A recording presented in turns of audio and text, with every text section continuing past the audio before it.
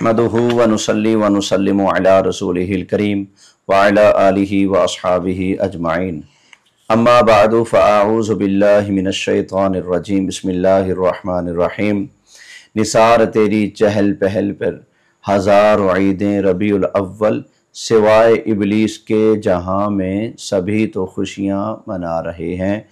तमाम आशिकान मुस्तफ़ा सल्लल्लाहु अलैहि वसल्लम को माह मुबारक रबीउल अव्वल शरीफ सन 1447 हिजरी का चाँद मुबारक हो। अल्हम्दुलिल्लाह ताला आज यकम रबीउल अव्वल थी। अभी रबीउल अव्वल शरीफ की दूसरी शब शुरू हो चुकी है। खल्क़ कायनात, मालिक कायनात हम सबको अपने प्यारे महबूब सल्लल्लाहु अलैहि वसल्लम की जलवा गरी के इस मौका पर कुरान व सुन्नत और हुदूद शरा के दायरे में रहते हुए आका अलैहिस्सलाम के मिलाद शरीफ की खुशियाँ करने की सआदत नसीब फरमाए। आज की इस मुख्तसर सी नशिस्त में इंशाअल्लाह ताला आपके सामने चंद सवालात हाफिज़ मोहम्मद हसनैन साहब तशरीफ़ फरमाए। वो चंद सवालात करेंगे, इख्तिसार के साथ जवाब देने की कोशिश करूँगा। वमा तौफ़ीक़ी इल्ला बिल्लाहिल अलिय्यिल अज़ीम। जैसे रबीउल अव्वल शरीफ की आमद हुई है, हमें एक और खुशखबरी मिली है कि अल्लाह ताला का, अंबिया किराम अलैहिमुस्सलाम का और सहाबाए किराम का, अहले बैत अतहार का, खुसूसन हज़रत मीर मुआविया रज़ियल्लाहु ताला अन्हु का, औलिया कामिलीन का, उलमा अहले सुन्नत का चिट्टा बग्गा नंगा दुश्मन मिर्ज़ा मोहम्मद अली इंजीनियर अपनी गुस्ताखियों की वजह से वो हिरासत में गिरफ़्तार हैं।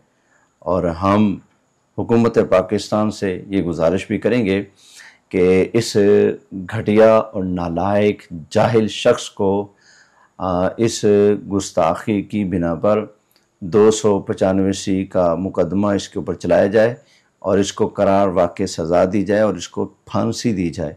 ये नबी पाक सल्लल्लाहु अलैहि वसल्लम की बारगाह अक़दस में आए दिन नित कोई ना कोई नई बकवास करता रहता है। अल्लाह करीम इसके शर से तमाम मुसलमानों को महफूज फरमाए। अब आइए आपके सवालात की तरफ बढ़ते हैं। जी हाफ़िज़ साहब, पहला सवाल।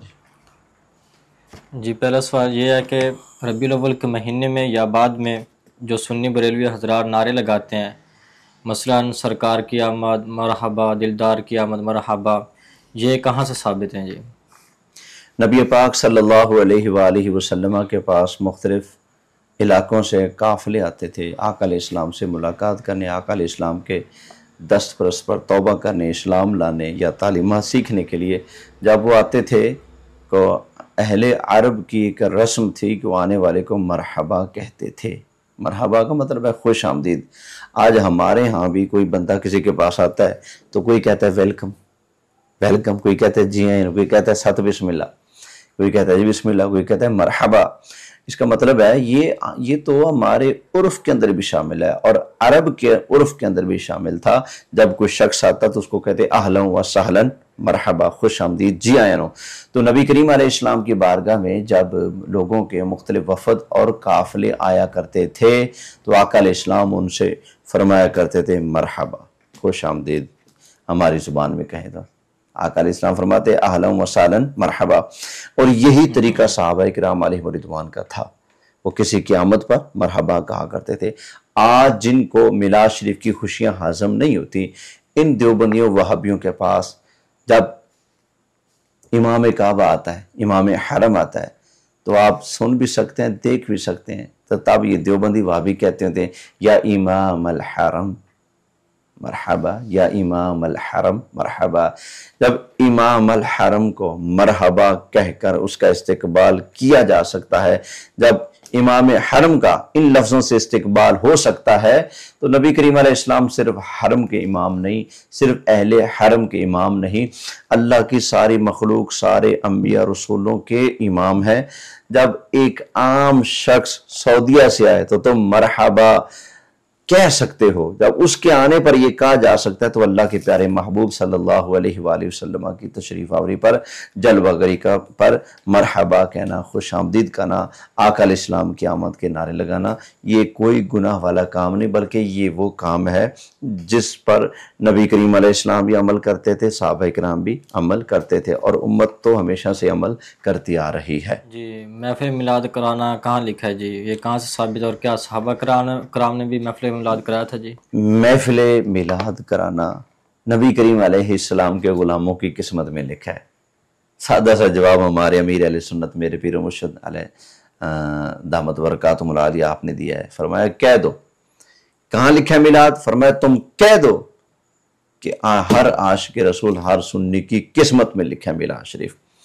بہرحال ہم آقا علیہ السلام کی جلوہ گری پر میلاد مناتے ہیں، خوشیاں کرتے ہیں۔ کیوں کرتے ہیں؟ اللہ کے آرڈر کی تعمیل میں کرتے ہیں۔ اللہ تعالیٰ قرآن مجید فرقان حمید میں ارشاد فرماتا ہے، سورہ یونس ہے، فرمایا قُلْ بِفَضْلِ اللَّهِ وَبِرَحْمَتِهِ فَبِذَلِكَ فَلْيَفْرَحُوا۔ محبوب پیارے آپ ان سے ارشاد فرما دیں، جب تمہیں اللہ کا فضل ملے، اللہ کی رحمت ملے، تو گج وج کر اس کے اوپر خوشیاں کرو۔ فَبِذَلِكَ فَلْيَفْرَحُوا، تمہیں چاہیے کہ تم اس پر کیا کرو؟ خوشیاں کرو۔ تو پتہ چلا اللہ کے فضل اور اللہ کی رحمت پر خوشی کرنی چاہیے، یہی اللہ تعالیٰ کا حکم ہے۔ اللہ کا سب سے بڑا فضل نبی پاک صلی اللہ علیہ وآلہ وسلم ہے۔ اللہ تعالیٰ ارشاد فرماتا ہے وَبَشِّرِ الْمُؤْمِنِينَ بِأَنَّ لَهُم مِّنَ اللَّهِ فَضْلًا كَبِيرًا۔ تو اس آیت کریمہ میں آقا علیہ السلام کا دنیا میں تشریف لانا، اپنے غلاموں میں جلوہ گار ہونا، اس کو اللہ کریم اپنا بہت بڑا فضل قرار دے رہا ہے۔ تو پتہ چلا سب سے بڑا فضل نبی کریم علیہ السلام کی ذات ہے، اور سب سے بڑی رحمت کیا ہے؟ اللہ فرماتا ہے وَمَا أَرْسَلْنَاكَ إِلَّا رَحْمَةً لِلْعَالَمِينَ۔ تو فرمایا جب اللہ کا سب فضل ملے، اللہ کی رحمت ملے، تو تمہیں چاہیے کہ خوشیاں کرو۔ سوچنے کی بات ہے، جب کوئی اور فضل ملے تو خوشیاں ہیں، تو وہ فضل جو سب سے بڑا فضل ہے مصطفیٰ، وہ رحمت جو سب سے بڑی رحمت ہے مصطفیٰ جان رحمت صلی اللہ علیہ وآلہ وسلم، تو ان کی آمد کے اوپر اگر یوں اہتمام کیا جائے، خوشی کا دائرہ شریعت کے اندر رہتے ہوئے، حدود شرع کا خیال کرتے ہوئے، لحاظ کرتے ہوئے اگر خوشی کا اہتمام کیا جائے، اظہار کیا جائے، فرحت کا اظہار کیا جائے، یا جشن منایا جائے حدود شرع کے اندر رہتے ہوئے، تو یہ نیا کام نہیں، بلکہ یہ اللہ کے دیے ہوئے آرڈر کی تعمیل کرنا ہے۔ قرآن نے ہمیں اللہ کے فضل اور رحمت ملنے پر خوش ہونے کا آرڈر دیا ہے، تو ہم اس لیے اللہ کے سب سے بڑے فضل اور سب سے بڑی رحمت جان کائنات مصطفیٰ جان رحمت صلی اللہ علیہ وسلم کی جلوہ گری پر الحمدللہ میلاد شریف کی خوشیاں کرتے ہیں۔ کیوں؟ اللہ کا آرڈر ہے، اللہ کا فضل اور رحمت ملے تو خوشیاں کرو، الحمدللہ ہم کر رہے ہیں۔ جی آگے جی وہابی دیوبندی کہتے ہیں کہ سید عالم صلی اللہ علیہ وسلم نے نماز جنازہ کے بعد دعا نہیں مانگی، لہٰذا نماز جنازہ کے بعد دعا نہیں مانگنی چاہیے۔ سب سے پہلے دیوبندی وہابیوں کو میں چیلنج کرتا ہوں، کوئی ایک حدیث پڑھ دیں جس میں لکھا ہو کہ نبی پاک صلی اللہ علیہ وسلم نے جنازے کے بعد دعا نہیں مانگی۔ دوسرا، جاؤ، میں کہتا ہوں اللہ کی قسم ہے کسی دیوبندی وہابی کے جنازے کے بعد دعا نہیں مانگنی چاہیے، اللہ کی قسم ہے نہیں مانگنی چاہیے۔ اور ان کی کوئی بخشش کی امید ہے؟ جو نبی کریم علیہ السلام کی بارگاہ کے گستاخ ہیں، بے ادب ہیں، غدار ہیں، منکر ہیں شان رسالت مآب صلی اللہ علیہ وآلہ وسلم کے، تو وہ کاہے کو دعا کا حقدار ہوگا؟ تو واقعی یہ تو کہتے ہیں نا نہیں مانگنی چاہیے، میں کہتا ہوں اللہ کی قسم ہے کسی دیوبندی وہابی کے مرنے پر نہ اس کے مرنے پر افسوس کرنا چاہیے، نہ جنازہ پڑھنا چاہیے، نہ ان بے ایمانوں کی جنازے کے بعد دعا مانگنی چاہیے، اس لیے کہ یہ رحمتوں کے حقدار نبی کریم علیہ السلام کے غلام ہوتے ہیں، گستاخ رحمتوں کے حقدار نہیں ہوتے۔ اور یہ دیوبندیوں کے لیے میں کچھ تحفے تیار کر کے رکھے ہیں، پھر میں پیش کر دیتا ہوں۔ یہ فتاوی دارالعلوم دیوبند ہے۔ ہمیں کہتے ہیں جی جنازے کے بعد دعا نہیں مانگنی چاہیے، ذرا سن تو لیں اپنے بزرگوں کی بھی، یہ کیا کہتے ہیں۔ فتاوی دارالعلوم دیوبند ہے، جلد نمبر اس کی 5 ہے اور صفحہ نمبر 375 ہے، ورقے دا باسا کھبا، سوال نمبر 3141 ہے۔ سوال: بعد نماز جنازہ قبل دفن چند مصلیوں کا ثواب کے لیے سورہ فاتحہ 1 بار اور سورہ اخلاص 3 بار آہستہ آواز سے پڑھنا اور امام جنازہ یا کسی نیک آدمی کا دونوں ہاتھ اٹھا کر مختصر دعا کرنا شرعاً درست ہے یا نہیں؟ یہ سوال ہے۔ تو آپ دارالعلوم دیوبند والے جواب کیا دیتے ہیں؟ جواب: اس میں کچھ حرج نہیں، इसमें कुछ हर्ज है, यानी जनाजे के बाद दुआ मांगने में कोई हर्ज नहीं है। फतावा फरीदिया, यह कोड़ा खटक के मुफ्ती साहब थे, मुफ्ती मोहम्मद फरीद साहब, दारुल उलूम हक्कानिया के। तो ये उनका फतावा फरीदिया है और इसकी जल्द नंबर 1 है, सफ़ा नंबर 584 है। ये वर्के दबासा सजा है। सवाल है, नमाज जनाजा के बाद दुआ करना ममनू है या मशरू? यानी नमाज जनाजा के बाद दुआ करना जायज़ है या नाजायज़ है? जवाब, सुफूफ में खड़े होकर, यानी सफ़ों के अंदर खड़े होकर दुआ करना ममनू है।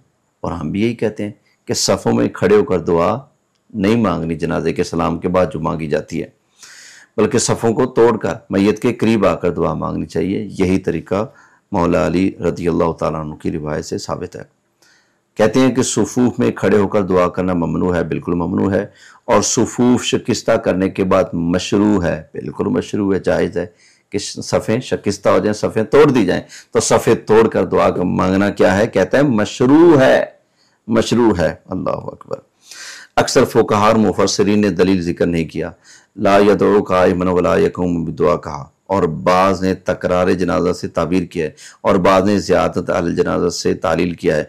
और ये मुनकरात उस वक्त लाजिम होते हैं जब क़याम की हालत में दुआ की जाए, यानी जनाजा पढ़ के बंदा वहीं खड़ा जाए ना। तो ये जो बाज़ फ़ुक़हा ने मना किया ना, कहते हैं कि ला यदउ क़ाइमन ला यक़ूमु बिदुआ, खड़े होकर दुआ नहीं मांगेगा। और बाज़ ने कहा कि वहीं खड़े होकर दुआ मांगेगा तो लगेगा जनाजे का तकरार हो रहा है, दोबारा पढ़ा जा रहा है।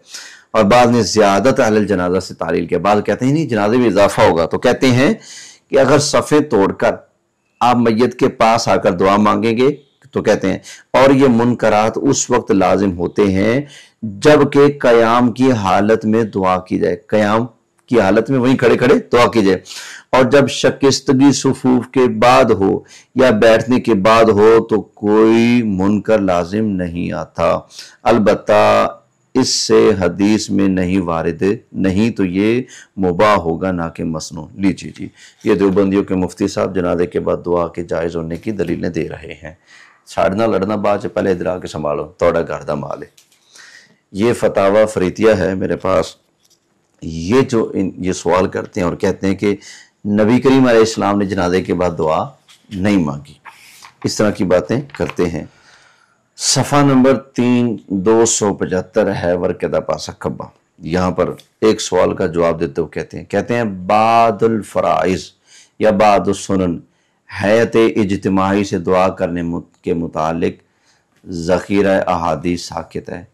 कहते हैं फ़र्ज़ों के बाद या सुन्नत के बाद इकट्ठे होकर दुआ मांगना, इस बारे में हदीसें खामोश हैं। ये कहते हैं ना दुआ करने के मुतालिक रिवायत मौजूद है और ना करने के मुतालिक वजूद है। इसे अदम ज़िक्र, यानी इस चीज़ का जिक्र नहीं मिलता, अदम ज़िक्र और अदम रिवायत कहते हैं। ये कहेंगे कि हमें ऐसा जिक्र नहीं मिला, कहीं ऐसी कोई रिवायत नहीं मिली, लेकिन इसका मतलब ये नहीं कि आप इस दुआ का इनकार कर दें। अगर कोई ये दावा करे, अब ये जो देवबंदियों का दावा है ना कि जनाजे के बाद नबी पाक अलैहिस्सलाम ने दुआ नहीं मांगी, तो तुम्हारा मुफ्ती कह रहा है, कहता है अगर कोई ये दावा करे कि पैगंबर अलैहिस्सलाम ने ये दुआ नहीं की तो उसने पैगंबर अलैहिस्सलाम पर इफ्तिरा किया।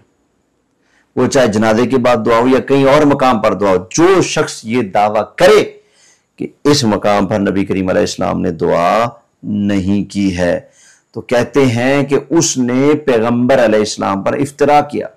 यानी ये कहने वाला कि इस मौके पर नबी करीम अलैहिस्सलाम ने दुआ नहीं मांगी, तो देवबंदियों के मुफ्ती साहब कह रहे हैं ऐसा कहने वाला शख्स नबी करीम अलैहिस्सलाम पर बहतान लगाता है, झूठ बांधता है। अगला सवाल कीजिए। अगला सवाल यह है कि कौन सा फ़िरका हक पर है, कुरान और हदीस की रोशनी में बतलाइएगा जी। अल्हम्दुलिल्लाह ताला सिर्फ अकीदा अहले सुन्नत ही हक पर है। कुरान मजीद फुरकान हमीद में अल्लाह ताला इरशाद फरमाता है, यौम तबयद्दु वुजूहुम व तस्वद्दु वुजूह, फरमाया जब कयामत वाला दिन आएगा कुछ चेहरे चमकते होंगे और कुछ बूथियां काली होंगी। अब चेहरे किन के चमकेंगे? उठाइए, मुफस्सिरी ने लिखा, हजरत अब्दुल्ला बिन उमर इरशाद फरमाते हैं, हजरत अब्दुल्ला बिन अब्बास इरशाद फरमाते हैं, यौम तबयद्दु वुजूह अहली सुन्ना, कयामत वाला दिन आएगा तो अहले सुन्नत के चेहरे चमकते होंगे। اب آگے حدیث بھی سن لیں۔ نبی کریم علیہ السلام نے ارشاد فرمایا بنی اسرائیل میں 72 فرقے، میری امت میں 73 فرقے بن جائیں گے، کلہم فی النار، سب کے سب آگ میں جائیں گے، الا ملۃ واحدہ، صرف ایک میری جماعت کا ایک گروپ ہوگا جو جنت میں جائے گا، باقی سارے جہنم کے حقدار ہیں۔ صحابہ کرام علیہ رضوان نے پوچھا یا رسول اللہ وہ کون سا گروپ ہے آپ کی امت کا، وہ کون سا گروپ ہے جس نے جنت میں جانا ہے، جو حق پر ہے؟ تو آقا علیہ السلام نے فرمایا ہی الجماعہ، وہ مسلمانوں کی چھوٹی موٹی لشکری نہیں ہوگی، وہ بہت بڑی جماعت ہوگی۔ ایسا نہیں کہ کچھ لوگ ہوتے ہیں نا ان کے مذہب اور فرقے والے صرف ایک شہر میں ہیں یا ایک گاؤں میں، آگے نہیں ہے، لیکن یہاں معاملہ اس سے جدا گانا ہوگا۔ تو میں یہ عرض کر رہا تھا نبی کریم علیہ السلام نے ارشاد فرمایا کہ 73 فرقے ہوں گے، سب جہنم میں جائیں گے، ایک جنت میں جائے گا، اور وہ کیا ہوگا؟ فرمایا وہ جماعت ہوگی، وہ چھوٹی موٹی فرقیاں نہیں ہوگی، وہ بہت بڑی جماعت ہوگی۔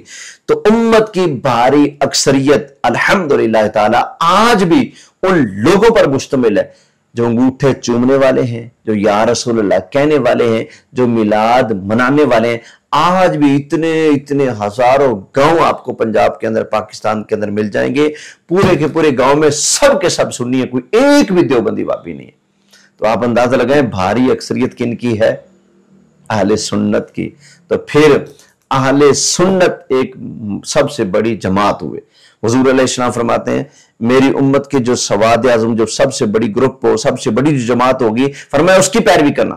امت کا سواد اعظم وہی ہے جو یا رسول اللہ کہنے والے ہیں، آقا علیہ السلام کی آمد پر میلاد منانے والے ہیں، لہذا یہی حق پر ہے۔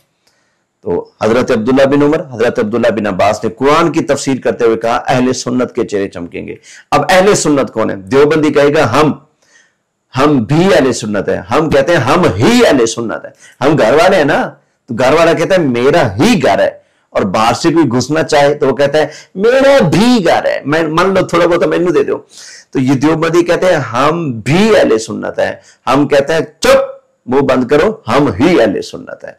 اب اہل سنت کون ہے؟ کربلا کے بیمار حضرت امام زین العابدین رضی اللہ تعالیٰ عنہ ارشاد فرماتے ہیں علامت اہل سنتی کثرت الصلاۃ علی رسول اللہ، فرمایا سنیوں کی نشانی یہ ہے کہ وہ نبی کریم علیہ السلام کی ذات پر درود و سلام بڑی کثرت کے ساتھ پڑھتے ہیں۔